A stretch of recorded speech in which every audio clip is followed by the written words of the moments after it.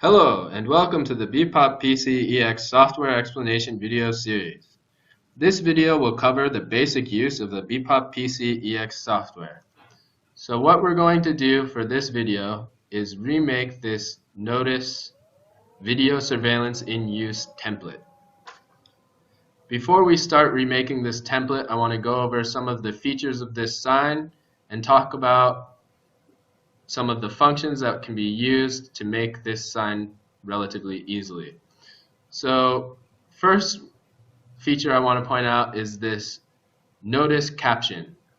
So what we have here is a good example of inverse printing, where we've taken a blue rectangle and put this lettering in the middle.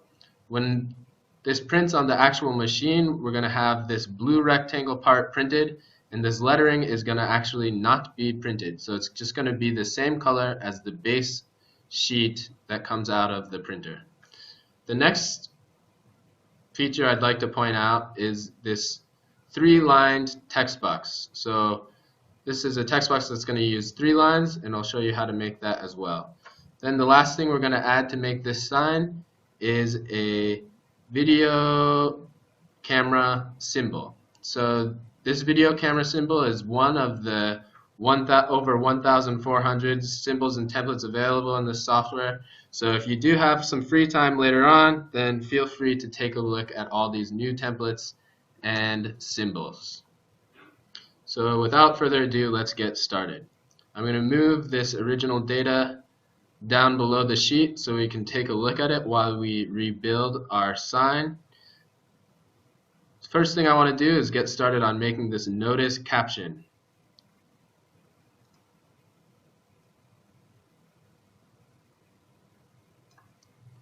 So we click and drag a rectangle shape from this shapes menu here, and then we're going to double click on our data to bring up a properties box. Now for any object in the software, whether it's one of these design shapes or maybe a cut shape, some of the symbols or even the text boxes, if you double click on it, you're going to be able to bring up the properties box. So for this design shape, that's the rectangle, we're going to get the rectangle properties box. And what we want to do here is fill in this rectangle to make it a solid color. And then at the bottom here, at the color palette, we're going to change the color of this rectangle to blue. The next step is to add the notice lettering using a text box. So we're just going to click and drag that text box and then type in notice into the input text field. Now within the text box, as you can see, there's many different features. One of the things you can do here is choose from a variety of different fonts. This software uses all of the true fonts that are downloaded in your computer, so it can pull fonts from any program that's put true fonts into your database. So there's a large variety of fonts available, but for the time being, we'll just stick with Arial.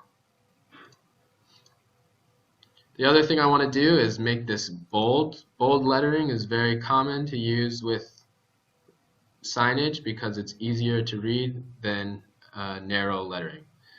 So now we click OK, and as you notice, the color of these letters are blue, so it does not show up on the blue background.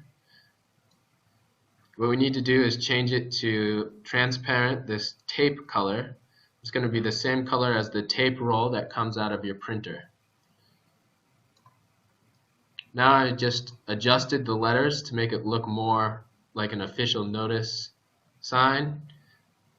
And the last step is to center these letters right in the middle of the rectangle. So we have automatic adjustment functions for centering and spacing different objects in the program, and these are all located right here. The first thing I want to do is automatically center it vertically and then horizontally. When I first did that, it was actually very difficult to see because it was already close to center, but if we do it one more time, as you can see, it automatically centers it relatively easily. The next thing we're going to do is make a 3-lined text box. So same as before, we just click and drag out a text box shape, but now we're going to add video surveillance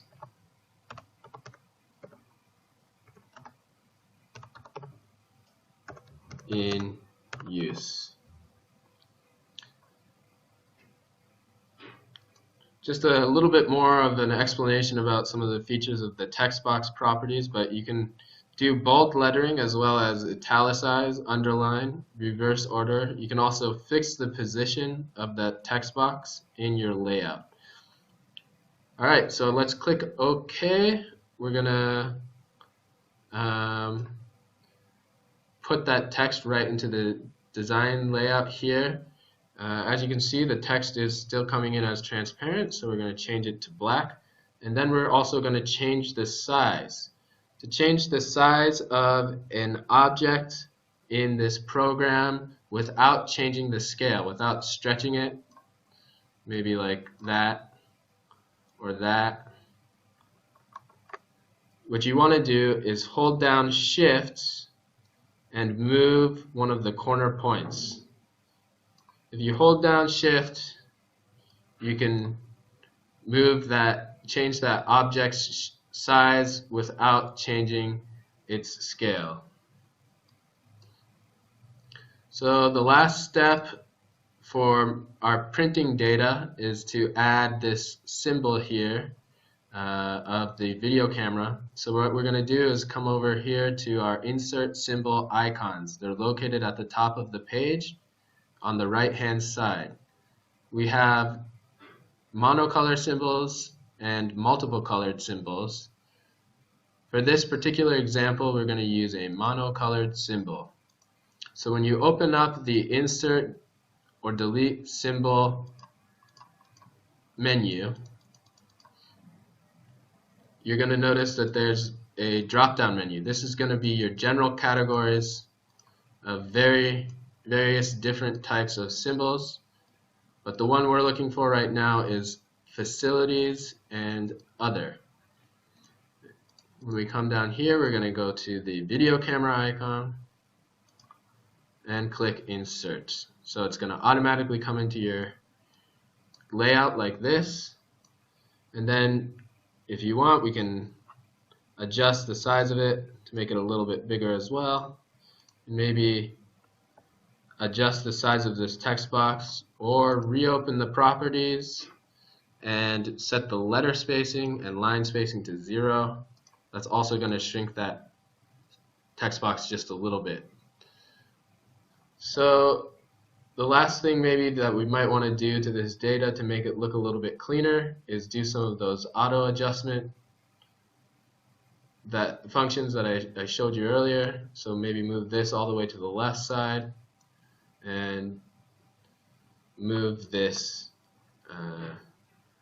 symbol data to the right side of the notice caption. And then maybe if you really want to get specific, you can move this lettering and symbol data so that it comes exactly to the bottom of the sign.